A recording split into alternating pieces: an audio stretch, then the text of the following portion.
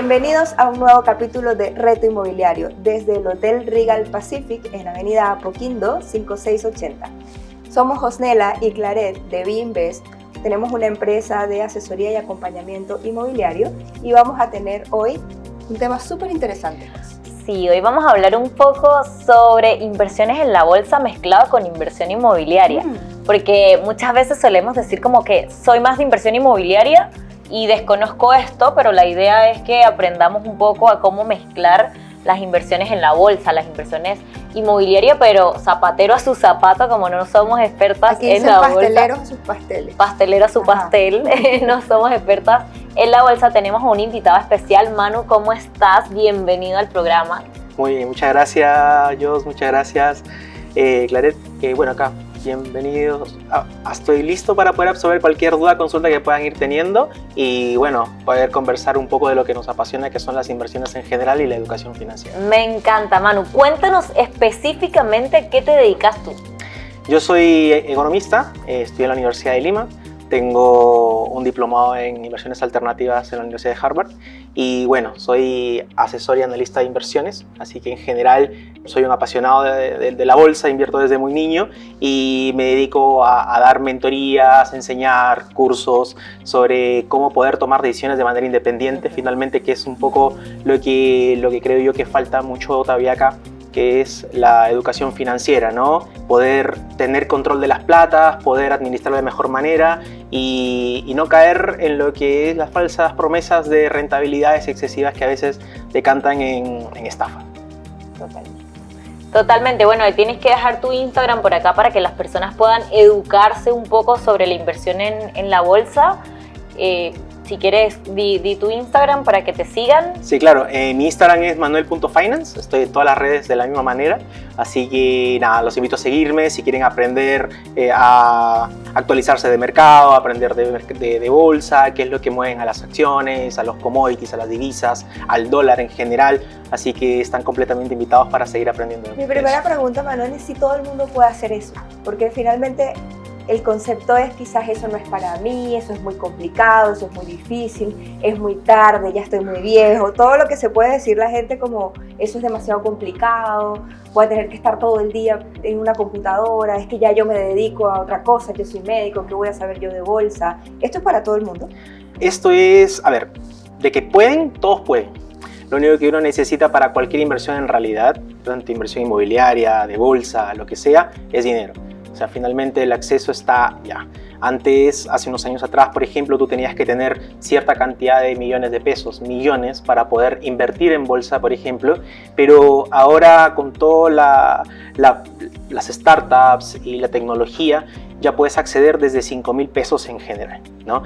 Ahora, ¿todos pueden? Sí. ¿Todos deben? No necesariamente. Ahí viene el caso a caso y parte básicamente del perfil que cada persona pueda tener, del capital que cada persona pueda tener, de la educación financiera también, educación bursátil, saber qué está haciendo, la tolerancia al riesgo. Es muy importante hoy por hoy saber qué están haciendo con su plata. Porque, claro, siempre está este factor de tengo que tener todo el tiempo del mundo, tengo que estar todo el rato en la computadora y yo soy médico, por ejemplo, y no tengo todo el tiempo, o yo estoy en ventas y estoy todo el rato en terreno y no tengo tiempo para invertir. No necesariamente, en realidad uno puede tener inversiones activas y pasivas en el mercado.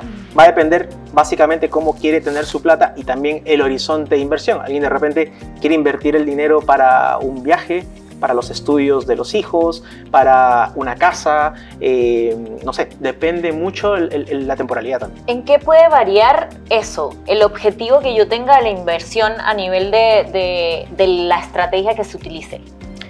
Varía mucho, a ver, todo va a depender del objetivo que tú tengas para poder invertir, ¿no? El conocimiento es clave, porque si tú tienes, por ejemplo, o eres una persona cercana a tu jubilación, probablemente lo más recomendable sea tener algo más pasivo. ¿Sí? Si eres de repente una persona que está en edad temprana, desde los 20 hasta los 40, 45, de repente pueda ser una persona que tenga un perfil más agresivo, quiera optar por posiciones más osadas, tecnología, biotecnología, no sé, etcétera. pero va a depender mucho de la temporalidad. En función a ello es donde una persona puede comenzar a tomar posiciones tanto de corto, de mediano o de largo plazo. Entonces, en general yo siempre lo derivo por esos tres factores, ¿no? Y dependiendo de ello, puedo seleccionar si mi cliente pues, es conservador, moderado o agresivo, y ahí destinar qué instrumentos podría optar. También vale mucho el factor de conocimiento, pues si de repente es una persona que toda su vida ha trabajado en el sector financiero, darle opciones en el sector farmacéutico, sea un sector que no conozca, claro, entonces de repente puede ser más interesante empezar por el sector financiero, etc. Por ejemplo, vamos a empezar con los ejemplos y los ejercicios aquí. Yo tengo 20 millones de pesos y yo quisiera, como meta o como sueño, comprarme un departamento, pero al mismo tiempo quisiera comenzar a invertir en la bolsa. ¿Puedo hacer las dos cosas al mismo tiempo? Sí, en realidad los dos tipos de inversiones son complementarias. Yo siempre soy de las personas que cree que no una es mejor que la otra ni viceversa, sino que ambas deben ser complementarias como todo tipo de inversión. En función a ello, por ejemplo, uno puede comenzar, si tiene un menor patrimonio, puede comenzar a invertir en bolsa, comenzar a generar rendimientos con algunos ETFs o algunas acciones individuales, y en función a ello, dependiendo de los años, generar un colchón que te pueda permitir también diversificar comprando o pagando el pie de un inmueble, y de esa manera poder tener ya un portafolio mucho más amplio. Creo yo que ahí hacer esa combinación es súper interesante, porque ni uno es el mejor que el otro, sobre todo en épocas, por ejemplo, que quieras tu liquidez inmediata. Probablemente allí tener un inmueble te sea más difícil vender el inmueble para mañana, cosa que en una acción con un solo clic uno puede vender y en los 3 días ya tiene el dinero.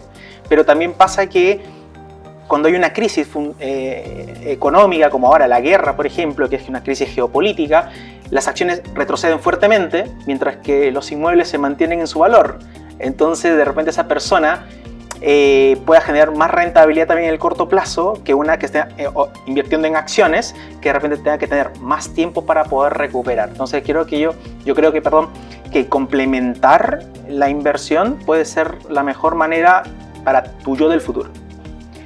Bueno, tenemos clientes que invierten contigo y también lo han hecho conmigo en paralelo, así que sabemos que sí se puede hacer. Sí, totalmente. Sabemos que es posible. Ahora, ¿qué viene primero? Si primero compro el departamento o invierto en la bolsa, o primero, porque puede ser, yo aquí uso la palabra depende, creo que ustedes también, ¿verdad? Porque va a depender mucho de los objetivos que tengas como persona. Por ejemplo, puedo de repente decir, ok, meto los 20 millones en la bolsa mientras voy buscando el proyecto, mientras me voy evaluando el banco. Tengo la posibilidad de planificarme en el tiempo para tomar la decisión en 2 meses, mientras voy evaluándome, y cuando sepa o tenga claridad de cuánto voy a dar de pie del departamento, saco un porcentaje y dejo el restante en la bolsa. ¿Es posible hacer esto?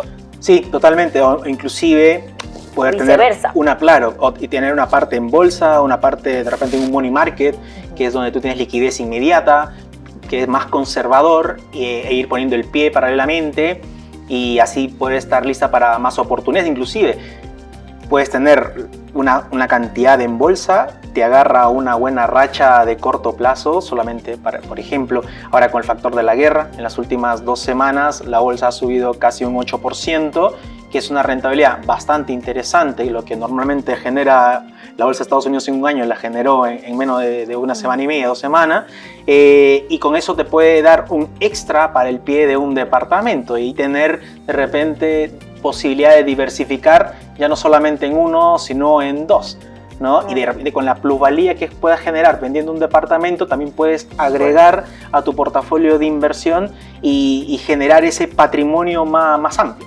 Inclusive yo me voy a un punto adicional, que es el apalancamiento que tú tienes en el rubro inmobiliario. Entonces probablemente si tú tienes esos 20 millones, a lo mejor hasta ni siquiera necesites utilizarlos completos para una propiedad. Ahí va. Entonces probablemente tú utilices ese dinero para ponerlo a producir, y por el otro lado el rubro inmobiliario tiene tantas herramientas que probablemente ni siquiera necesites todo ese dinero.